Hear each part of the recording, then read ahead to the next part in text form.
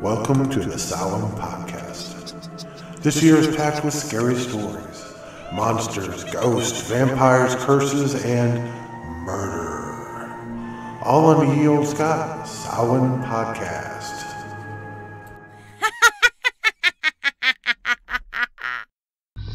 The Beast of Olde Pass.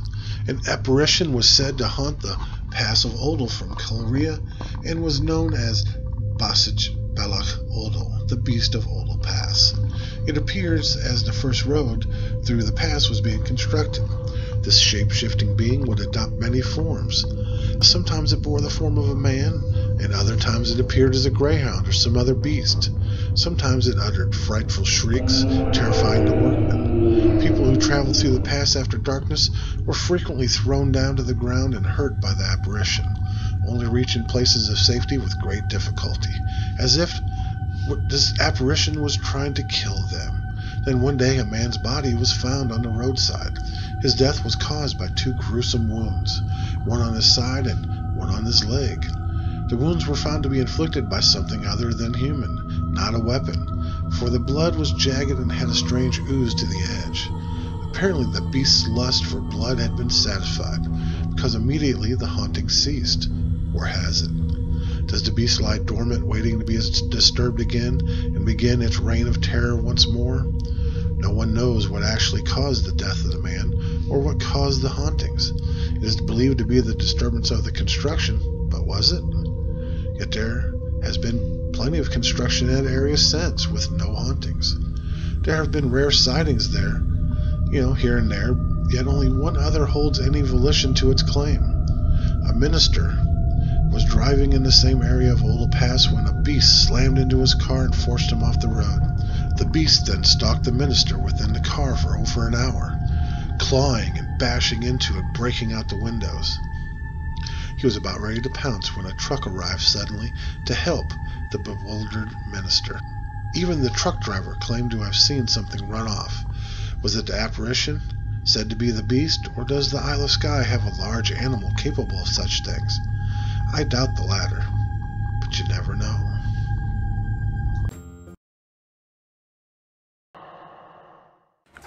The Bloody Murder at Castle Fraser.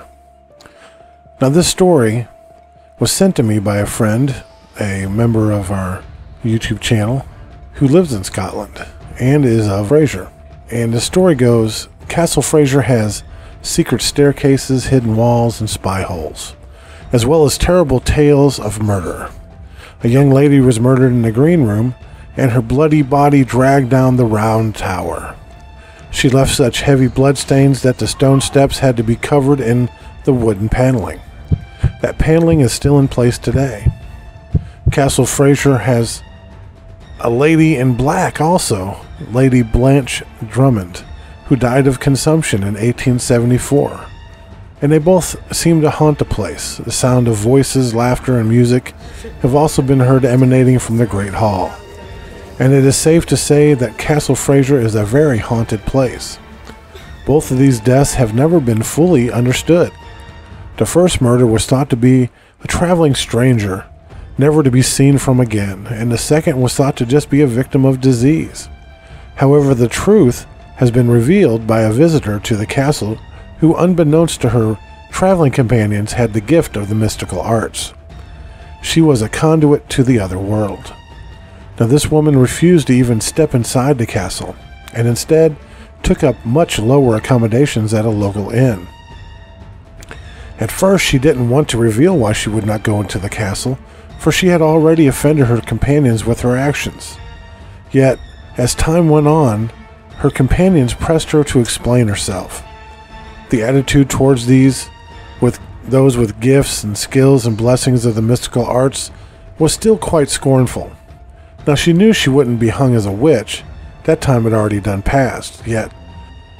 But she might just be shunned by polite society, and she had worked hard to gain her position in life.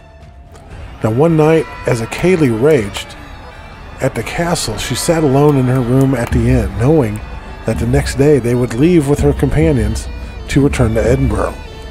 Then suddenly the door burst open and two large men came in and grabbed her by the arms and dragged her off to the castle. She kicked and screamed the entire way, but she did not have the strength to free herself, and soon she found herself in the castle in front of her companions and the laird, who demanded with drunken breath to know why she would not stay in the castle. Slowly she stood, brushed off the dust from the road, and began to explain. As she began to tell her tale, a large swirling red mist began moving about her head and everybody else's head. She explained that the 2 deaths in this castle had been because of a demon that had chosen this castle for its own, and the young woman who was murdered and the other who had been given the disease were powerful witches just like herself. However, this demon knew that witches were a threat to him, as well as others, so he killed them. You see, this demon had vowed to keep safe all those within these walls as long as they allowed it to be his safe haven. The only exception was those that could do him harm. When those 2 women were found out to be witches, they were conveniently left alone so there would be no witnesses, and the demon killed them. The first the demon killed outright. The next he killed and hid her death within a disease, as to not draw any attention upon himself. Of course, this time the demon would be forced to kill me, she explained, because I am a witch, a very powerful witch. The only problem is that all of you are witnesses and will die as well.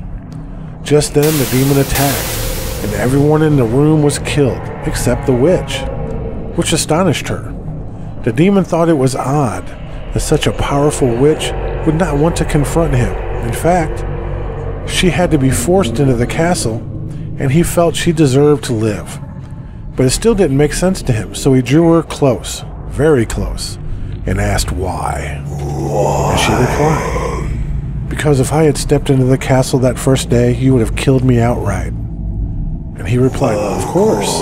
I knew I would not have a chance to get close enough to kill a demon, and the only way was that to have you bring me here and draw me in close."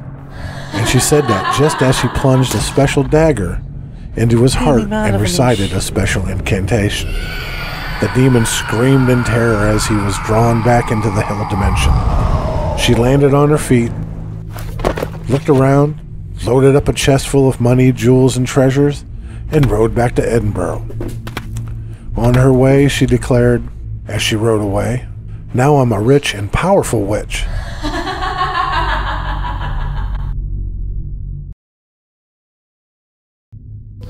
The Dullahan is known as the mythical headless horseman and the embodiment of the Celtic god Crom Duw, a malevolent harbinger of death whose roots lie in a pact with Satan himself. He is said to be an earth-bound demigod who demands blood sacrifice in the form of decapitation. This headless rider roams the lands of Ireland looking for victims whose heads he intends to take, but no one knows why. It is rumored that the Dullahan was a soldier in his previous life and had his head taken from him in battle. Being a pious man who had turned from God, he made a pact with Satan. He would have to collect the souls in order to buy favor in hell and secure a place where he would not be tormented. Satan placed a curse that only can be broken by collecting a certain number of souls in order to buy favor in hell to secure his place. But Satan warned him that he had made this pact plenty of times before, and none had been able to complete it. The Dullahan rides in a black carriage pulled by 6 horses. It is said that these horses ride so quickly and ferociously that fire emanates from both their nostrils and their hooves as they strike the ground. The carriage that some believe he rides is made of old coffins, crumbling tombstones, and bones of rotting flesh, as it was made with whatever he could find near his burial place. He wears a long, tattered black cloak that flows behind him as he rides through the land, and he is known to hold his severed head rotting into the sky as a guide in search for the souls that he is destined to take. His severed head has a terrible appearance, covered in rotting flesh that gives off the strong odor of rotting cheese, and with a complexion of stale dough. The mouth is split into a terrifying grin as he finds joy in taking the lives. His eyes are lit up with an evil fire that dart back and forth, constantly looking for victims. No locked gate can stay closed when he approaches. They burst open to let the evil Dullahan through, and close on their own after he has finished. As he makes his way through the towns and villages after dark, the people hide behind their curtains. To look him in the eyes will immediately blind you, as he will whip out your eyes with his whip made from a human spine. He has the ability to speak only the name of the person whose life he wishes to take. But once the Dullahan states this name, that person hears it, their soul is drawn to appear to him, and there is no defying this call. The Dullahan is believed to appear after sunset on ancient feast days, which is when the people know to be most wary of looking outside after the sun has gone down. The only thing that can frighten or harm him is precious metal, which, when thrown on the ground before him, can cause him and his horses to suddenly stop in their path and turn and flee. Ireland during this time was a very poor country. Families weren't likely to possess gold, so he felt confident.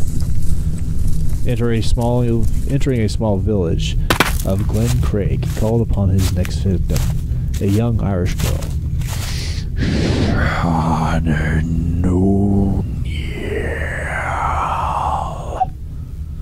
And when she appeared in front of him, he spoke her name again, but she did not come close to him.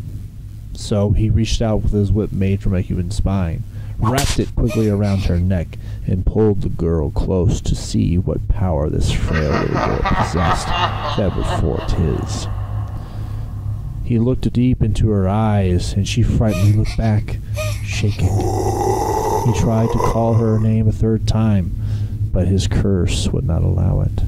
As he looked around at the villagers staring at his inability, she pulled something from her pocket. She thrust a gold ring into the rotted flesh of his body, past his ribs and into his blackened heart. He reeled back and dropped the girl.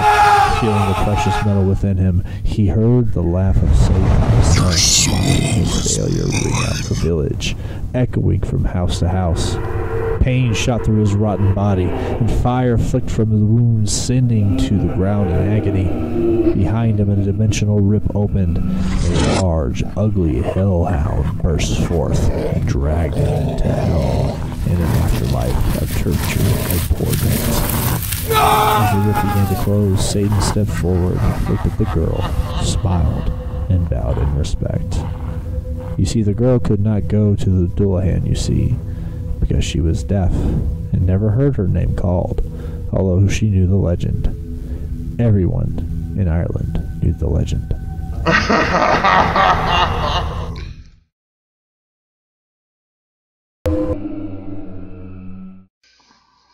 The haunted tower at the castle near Aberdeen, Scotland, also has been given the name the Chamber of the Corpses. But why this strange name? This castle, like most in Scotland, have ghost stories. This one has been around, though, since the 1700s, and is of a dark-haired woman in a white dress with white gloves who strolls the hallways and enters the old armory where she disappears. However, an odd thing happened in 1868. A group of stonemasons were working on a wall when they discovered some cracks in what appeared to be a sealed crypt beyond it.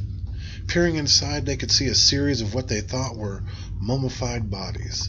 Their hair-raising accounts were enough to whet the appetites of the locals, who shared the fashionable, voracious Victorian love of Gothic horror. Led by a University of Aberdeen lecturer, the crypt was opened, and a number of bodies were actually found, but in remarkably good state of preservation. Among them, though, was a body of a young, dark-haired woman wearing a white dress and white leather gloves. It seems that she did not take kindly to this intrusion, though. According to the local legend, the hauntings got worse after the crypt was opened. Many have experienced that if you put your hand through a gun loop in one of the weapons that line the walls as decorations in the bottom chamber of the haunted tower, which happens to be the old armory, you'll find yourself shaking hands with the White Lady. Do not expect this to be a friendly greeting, however. Some claim that something brushes past them at the same time, and others that a force pulls them into the crypt. while others have tried to take photos of the phenomenon, but alas, their cameras just don't seem to work, even to this day. And that is the Chamber of Corpses. The Buggane of St. Trinians. The Buggane was reported to be a huge ogre-like creature, native to the Isle of Man. Bugganes were said to be covered in black hair with claws, tusks, and a large red mouth. They were known to tunnel underground, were intelligent and spoke to people on occasion. Bugganes tended to live in old ruins, forests, or waterfalls, where it would remain unless somehow disturbed. Bugganes were magical creatures and were known to be unable to cross water or stand on hallowed ground. They were occasionally called upon by the fairies to punish people that had offended them. The most famous story involving a Buggane that one repeatedly tore off the roof of St. Trinian's Church on the Isle of Man. This tale is of one Buggane's dislike of the Church of St. Trinian's. Anyone traveling along the road from Douglas to Peel will see the roofless shell of the 14th century church built on the site of an earlier 12th century chapel. Now it lies under the shadow of the hill near the village of Greba. This hill was the home of a Buggane.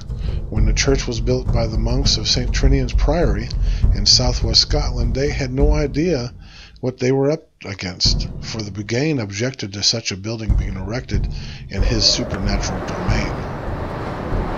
The first roof on the church was ripped off by the wind who had created a mighty storm. A second roof met the same fate, and a third attempt was made, and many suspected it would not stay on for even one night. However, a young tailor volunteered to stay in the church overnight.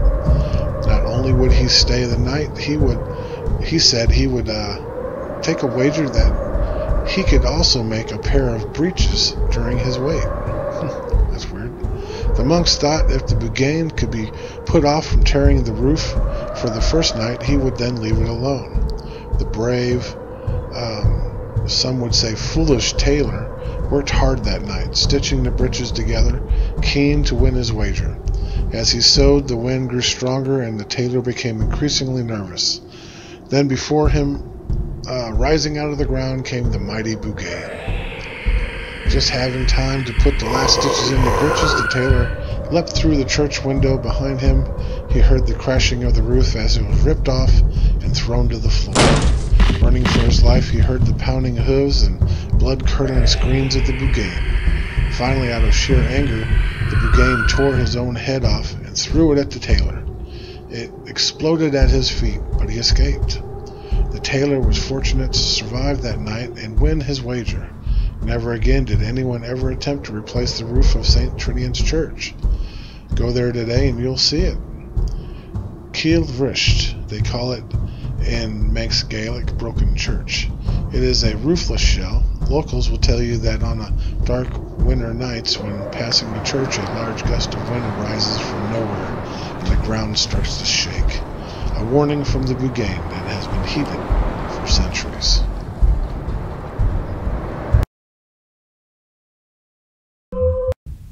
Mary Culhane of the Dead Man, written by Jeff MacDonald. Mary Culhane lived in a faraway Ireland, which is nicknamed Too Faraway Ireland, since it is so remote. She was the oldest of 6 children, and they were poor. Dirt poor, as you might say, for her father earned a meager living by digging graves at the graveyard near the far edge of their small rural town.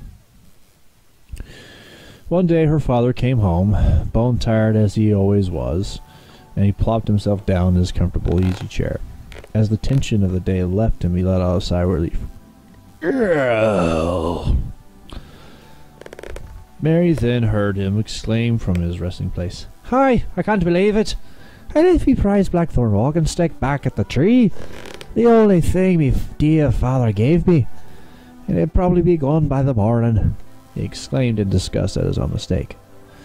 Mary Culhane ran from the kitchen, grabbed her shawl, and bolted to the door. "I'll get it for you, father." She ran out the door before anyone could stop her, for no one, absolutely no one, went into the cemetery after dark.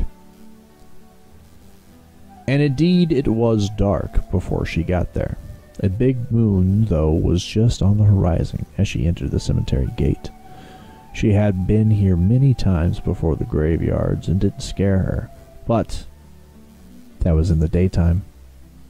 She carefully walked around the graves, for she'd been taught from the time she was a wee lass not to walk over them. It was bad luck. She picked her way around the graves until she saw the walking stick lying against the old oak tree. Why, her father must have stopped her there to have his lunch and forgot it. In a rush to retrieve the stick, Mary forgot to watch where she was, stepping and fell into an open grave. As quickly as she could, she got up on her hands and knees, but as she did, she felt someone, or something, crawl on her back. Before she could even try to get whatever it was off of her, an evil voice whispered in her ear, "Ah, Mary Quirhang, I've been waiting for you. Now you must take me in town to get something to eat, for I hunger and thirst." Mary knew this was an evil creature. She could tell by its scaly fingers and fetid breath. Mary realized that she suddenly had no will of her own.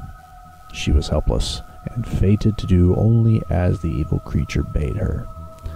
She reached up to the top of the grave and pulled with all her strength. She felt as if she were bearing the weight of the world on her shoulders, but somehow she managed to lift herself and the creature onto the soft grass above.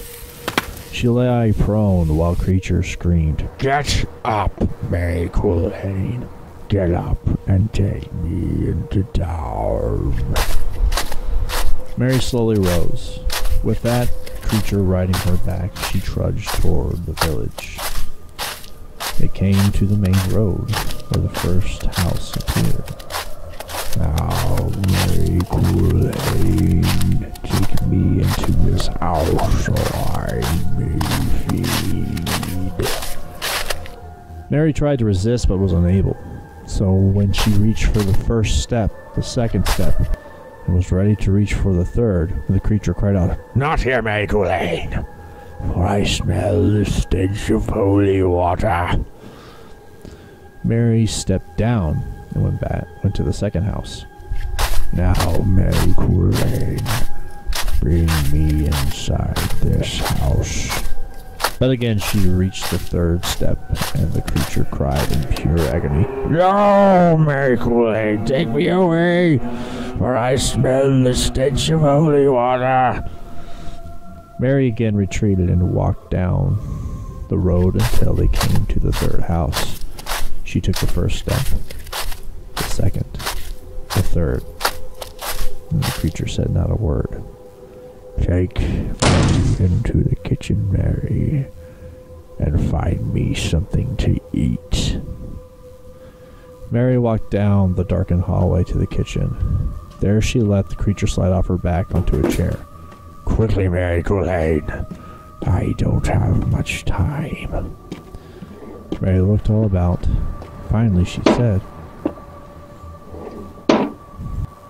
"I'm sorry, all I can find is some oatmeal and some dirty water."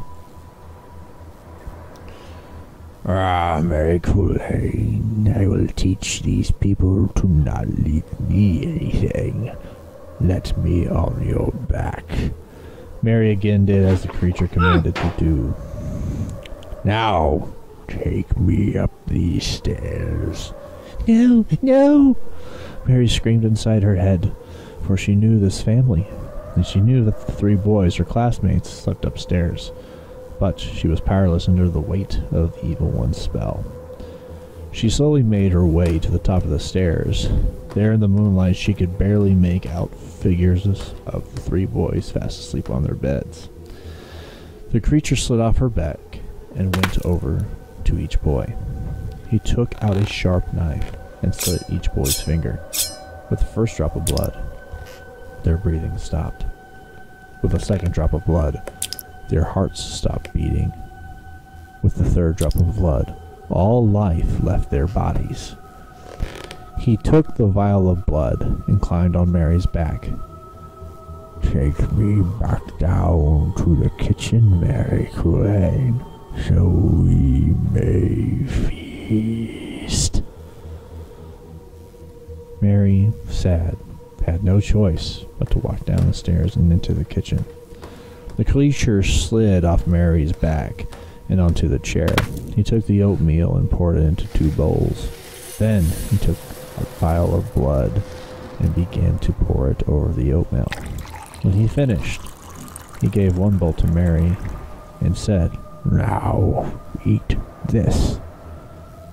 No, no, she cried. She could not eat this bloody gruel, not stained with the blood of her friends. Do it, and do it now. She picked up a spoon and brought a spoonful to her lips. The creature, satisfied, picked up his bowl and began greedily to gobble his portion down. Mary saw her chance. She quickly, spoonful by bloody spoonful, put the tainted oatmeal into the folds of her neckerchief around her neck. She had just finished when the creature put down his bowl and wiped his bloody mouth with his tattered sleeve. Ah, very cool thing. I see you are done. Now, clean this place, so no one will know we have been here. Mary reached for the 2 bowls and began to wash them out. She waited until the creature turned away and put the neckerchief into the 2 bowls into the cabinet. Hurry, Mary Kool-Aid. I must get back to my grave before morning. She slowly walked over and again positioned himself on her back. She turned to go back down to the hallway. No, Mary Kool-Aid. We cannot leave by the way we came. For 'tis the way with all evil creatures. They must return by a different path. So Mary turned around and went out the back door. She was ready to walk down the steps when the creature laughed in his insane laughter. Ah, Mary Kool-Aid, tell me what you see. Mary looked out on the horizon. I see 3 hills.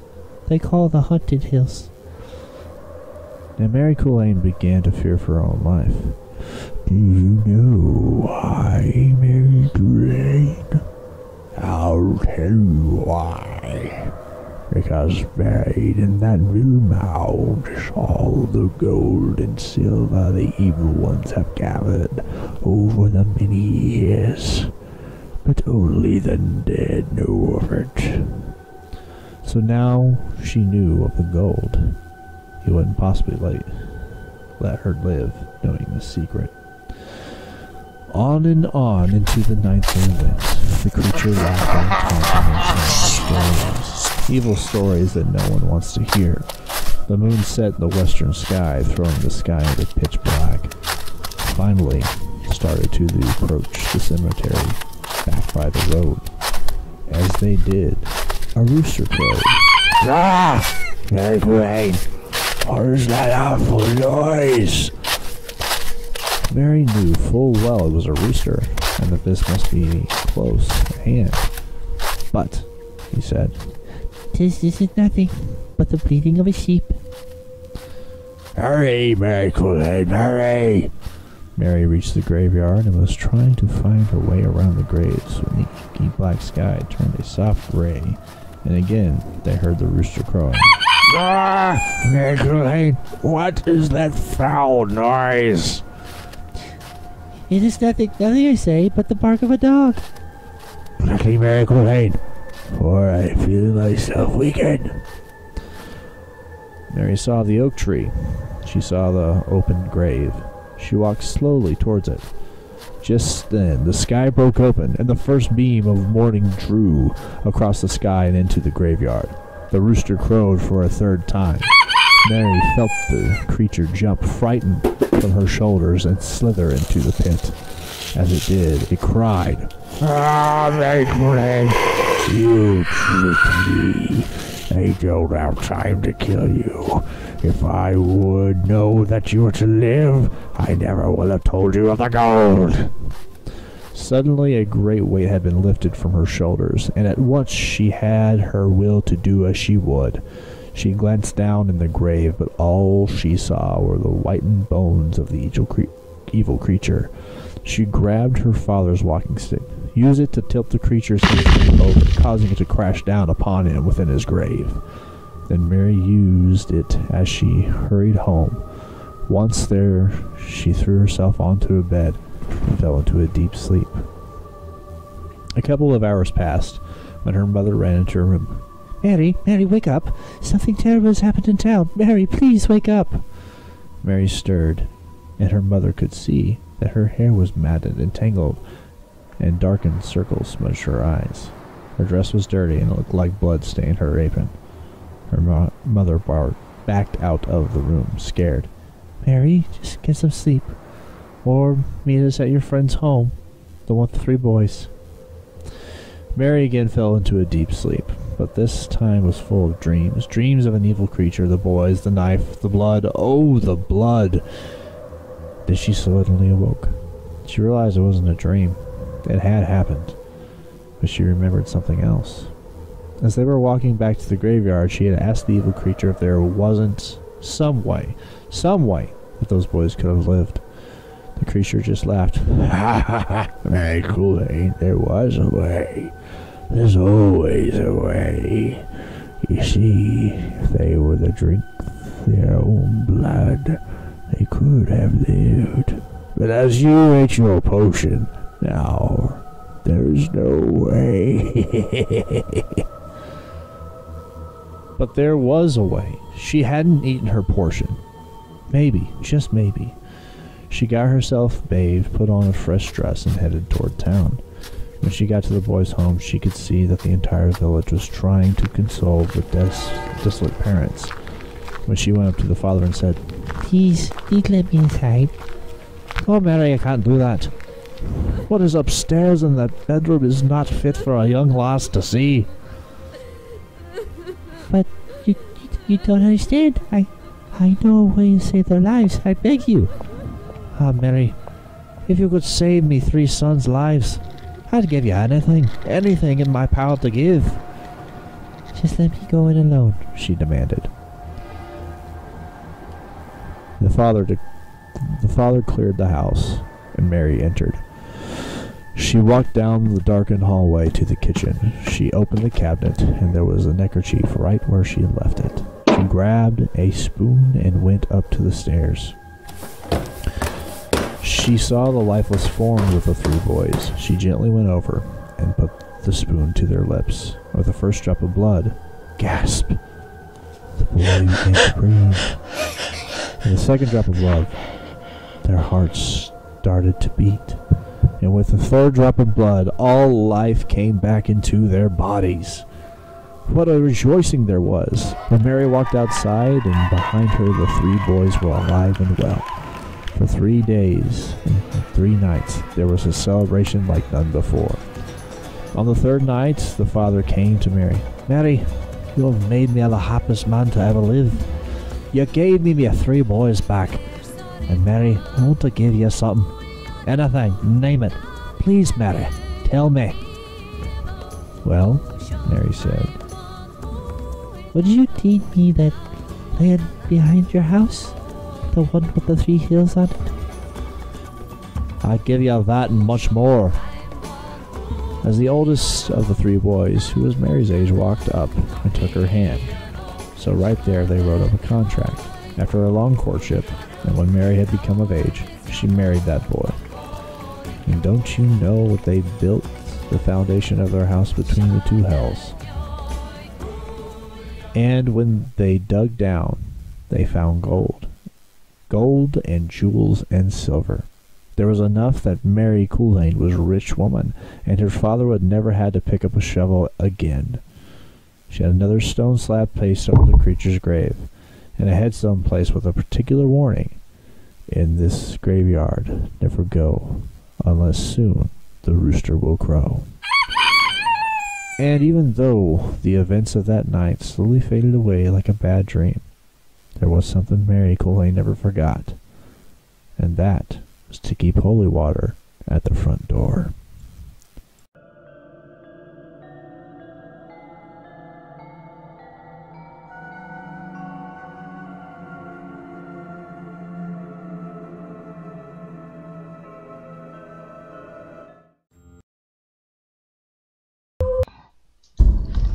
The Curse of Clava Cairns. The Highlands of Scotland are shrouded in myth and stories of ancient guardians who protect the sacred sites and burial mounds of our dead ancestors. The area surrounding Inverness is particularly rich in legend, haunted history, and tales of the supernatural.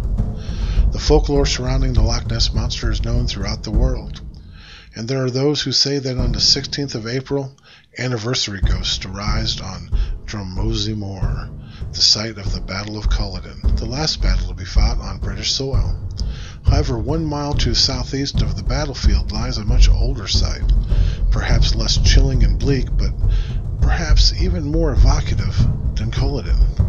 The Clava Cairns date back to the 2000 BC and are a remarkable Bronze Age cemetery complex of passive graves, ring cairns, curb cairns, and standing stones in a beautiful setting. It is a place of enduring mystery. It seems that the cairns were not used for the general disposal of the dead. Rather, the dead were remembered through a ritual that was determined by the setting of the sun during the winter solstice. Now, while traveling or visiting Scotland, and especially the Highlands, please be wary and cautious. Beware the warnings that you may receive. They may seem like superstition, silly stories meant to scare young people and bring in tourists, yet one tourist questioned a sign that read, "Do not remove stones or disturb the areas around the cairns," that is said to bring about a terrible curse. The tourist scoffed at the sign, making light of it, but after returning home he began to think different.